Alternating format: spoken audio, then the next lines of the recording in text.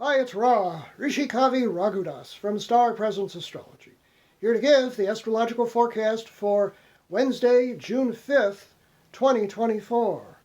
The new moon at 16 degrees of Gemini is tomorrow, and this being the day before, that makes this the very dark of the moon. There are now count them, five planets in Gemini, and with Pluto in Aquarius, that makes 6 planets in air signs, which makes a very restless and mentally polarized kind of energy where our minds may be all over the place if we don't really attempt to focus them. The sun, moon, yes, the moon moved into Gemini early this morning. Mercury, Venus, and Jupiter are all in air sign Gemini. That's a lot of hot air.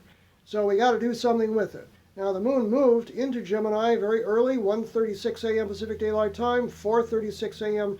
Eastern Daylight Time, 9:36 a.m.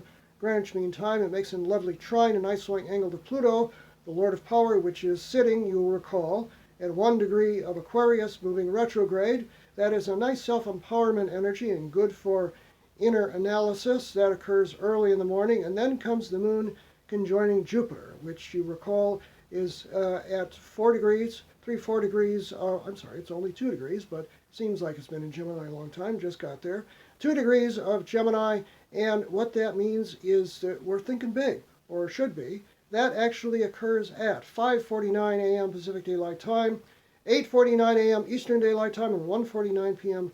Greenwich Mean Time. And then comes the moon's conjunction to Mercury, which you recall was conjoined to Jupiter yesterday when the sun was conjoined to Venus.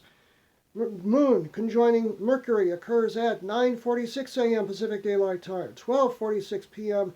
Eastern Daylight Time, 5:46 p.m. Greenwich Mean Time, and the rest of the day is aspect free. Ain't nothing going on in terms of a connection.